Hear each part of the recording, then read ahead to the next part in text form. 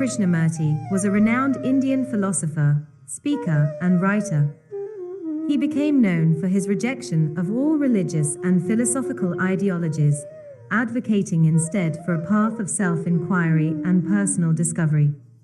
Krishnamurti's teachings emphasized the importance of understanding the mind, questioning traditional beliefs, and achieving inner freedom. He spoke extensively on topics such as the nature of consciousness, education, and the need for radical change in society.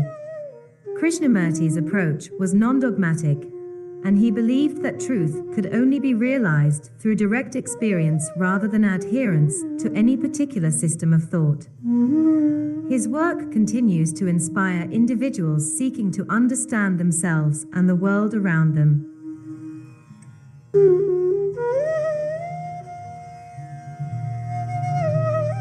Before diving into today's content, do not forget to like, share, comment, and subscribe to the Curious Text channel.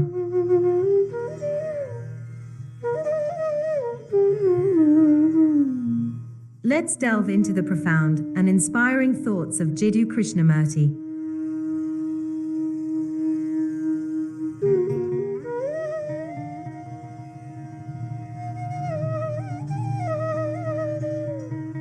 As long as you can get what you want, you feel happy. But if you cannot get what you want, unhappiness begins.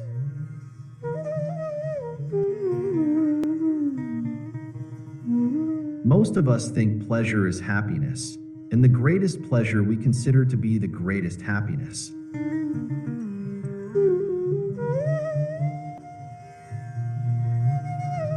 Recognition is not happiness.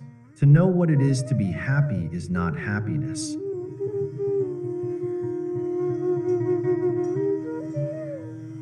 To be open to the source of all happiness is the highest religion.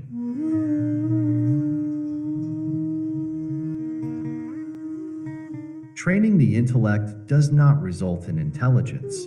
Intelligence comes into being when one acts in perfect harmony, intellectually and emotionally.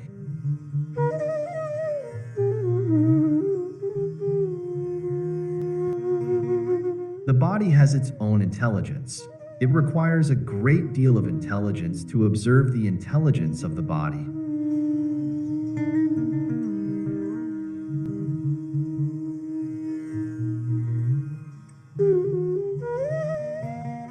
Freedom from the known is the essence of intelligence. It is this intelligence in operation in the universe.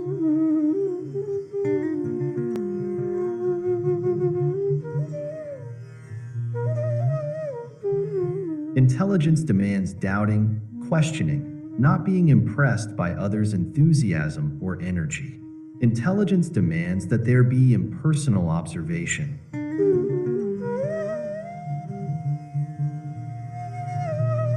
Thought is measurable. Intelligence is not.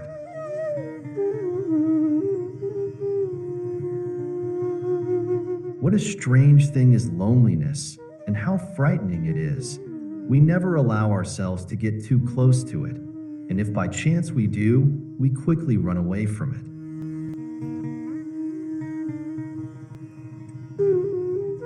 Why do you want a friend? Is it because you are lonely?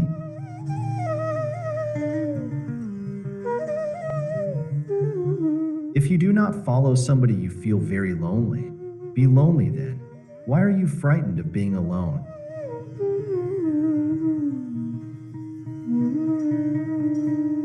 It is good to be alone, to be far away from the world, and yet walk its streets is to be alone.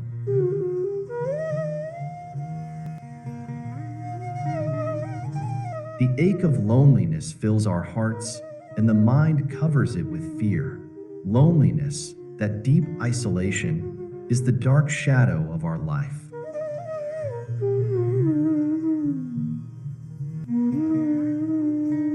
Love will arise in your heart when you have no barrier between yourself and another, when you meet and observe people without judging them.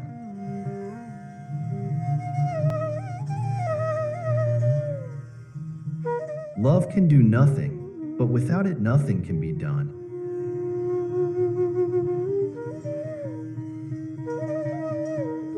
Freedom and love go together.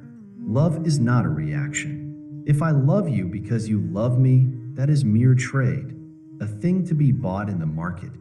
It is not love. To love is not to ask anything in return, not even to feel that you are giving something. And it is only such love that can know freedom.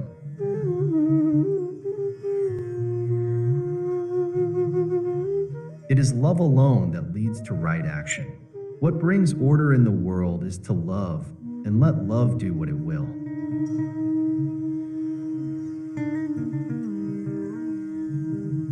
Love is as real, as strong as death.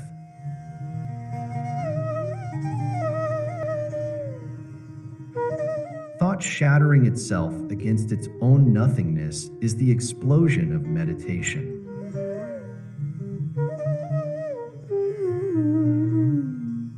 Meditate alone, get lost, and don't try to remember where you have been.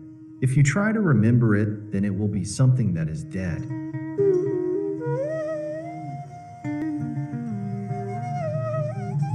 Meditation is not a practice. It is not the cultivation of habit. Meditation is heightened awareness.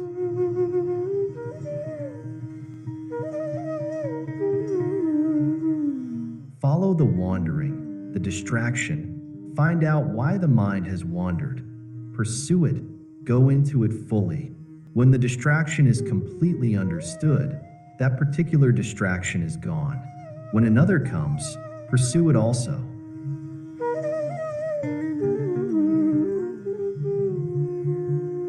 Meditation is freedom from thought and a movement in the ecstasy of truth.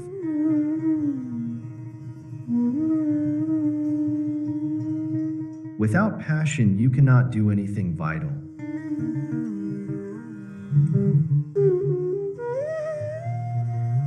Remain with sorrow completely, without any movement of thought, and you will find out of that sorrow comes passion.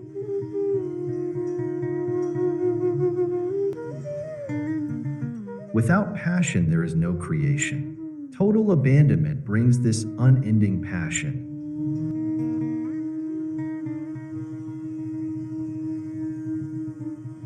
The thing called passion has to be understood and not suppressed or sublimated, and it is no good finding a substitute for it.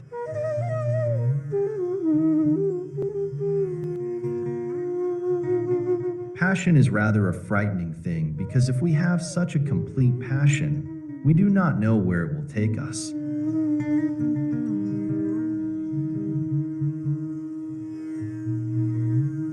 When one says, "I know you," one means, "I know you as you were yesterday. I don't know you actually now."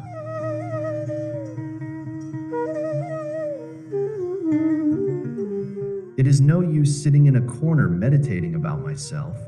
I cannot exist by myself. I exist only in relationship to people, things, and ideas.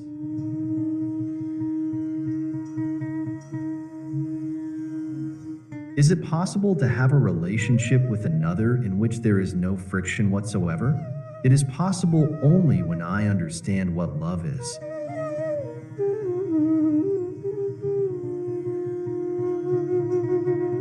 In all our relationships, each one of us builds an image about the other, and these two images have relationship, not the human beings themselves.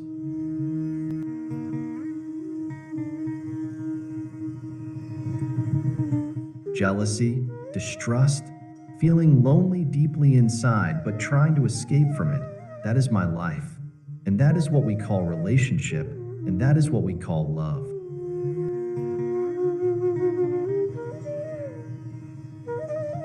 Tradition becomes our security, and when the mind is secure, it is in decay.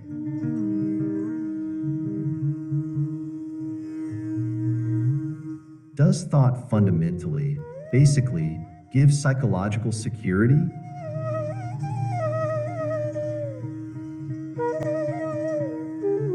The craving for individual or group security brings on destruction, and to be safe psychologically engenders illusion.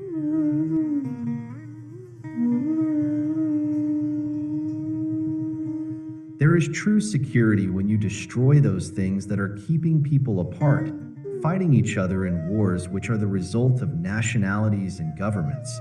You will not have peace or happiness so long as these things exist.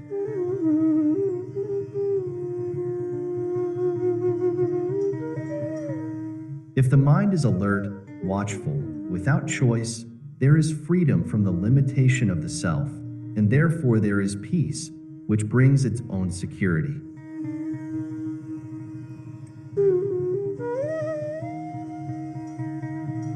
Thought is so cunning, so clever, that it distorts everything for its own convenience.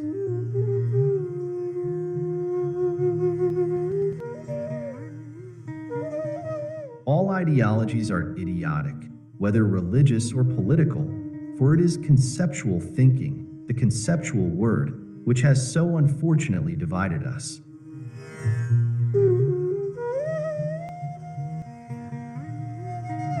There is no thinker apart from thought.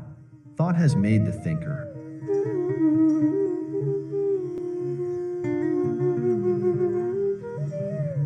Thought is never free because it is based on knowledge, and knowledge is always limited.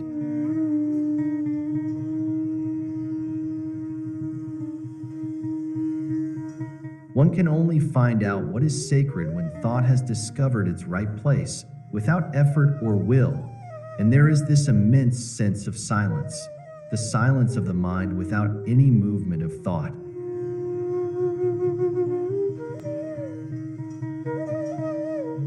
It is truth that liberates, not your effort to be free.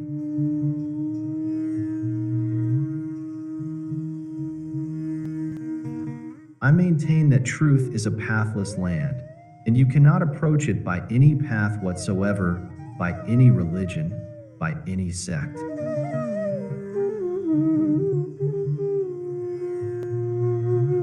Do you live in the world of ideas?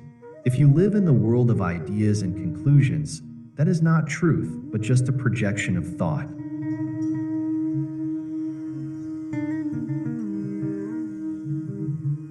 You can discover truth only if you are willing to give your whole mind and heart to it, not a few moments of your easily spared time.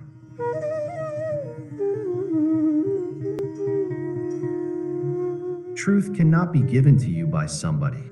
You have to discover it, and to discover there must be a state of mind in which there is direct perception.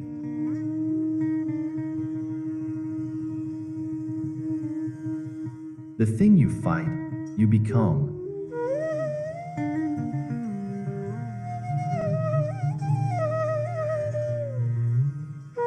In the presence of a person who is angry, see what takes place if one is aware of it and does not respond.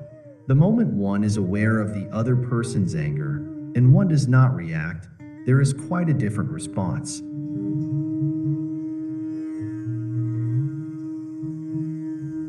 Action born of hatred can only create further hatred.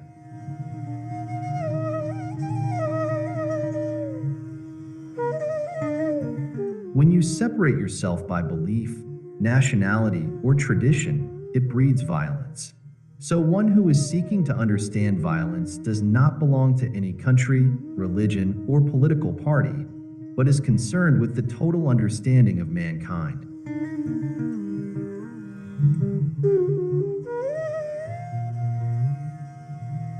If we know how to look at violence, not only outwardly in society, the wars, riots, national antagonisms, and class conflicts, but also in ourselves, perhaps we shall be able to go beyond it.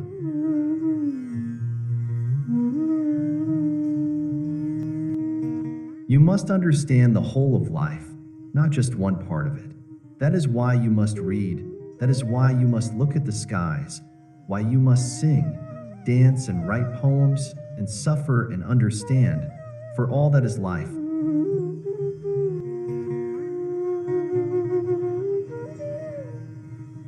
Emptiness comes as sunset comes of an evening, full of beauty, enchantment, and richness.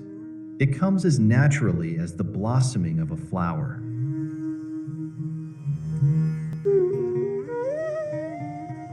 You are the world, and the world is you.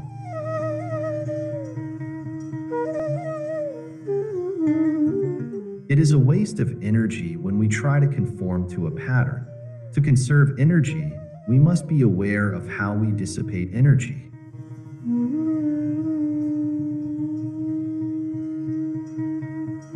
When I kill an Arab, a Jew, a Muslim, a Hindu, a communist, whoever it is, I am killing myself. I wonder if you realize this. Basically,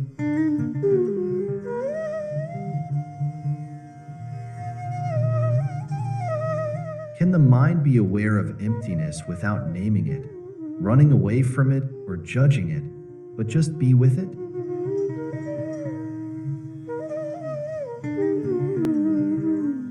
Society is an abstraction. Abstraction is not a reality. What is reality is relationship. The relationship between human beings has created what we call society.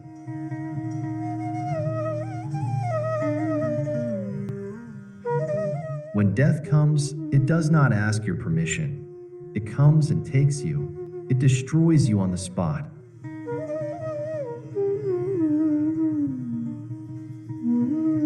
I have to study myself in actuality as I am, not as I wish to be.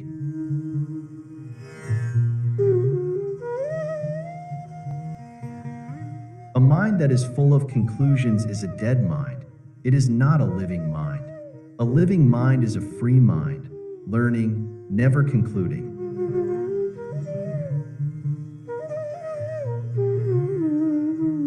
Each one of us has built up this competitive, ruthless civilization in which man is against man.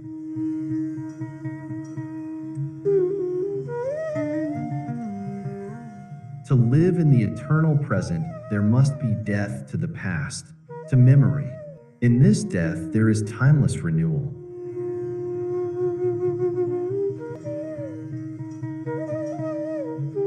Forget all you know about yourself.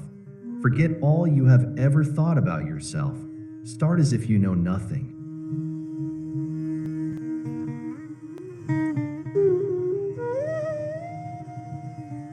All great things start on a small scale. All great movements begin with individuals. And if we wait for collective action, such action, if it takes place at all, is destructive and conducive to further misery. So revolution must begin with you and me.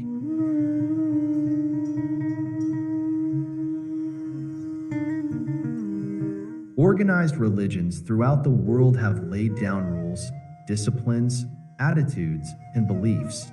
But have they resolved human suffering or the deep-rooted anxieties and guilt?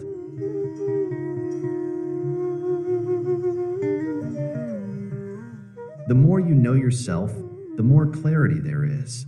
Self-knowledge has no end. You don't achieve.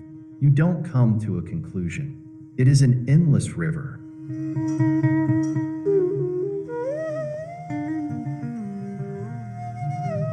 The constant assertion of belief is an indication of fear.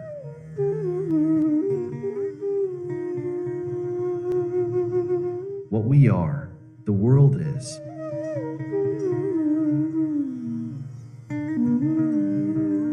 Analysis is paralysis.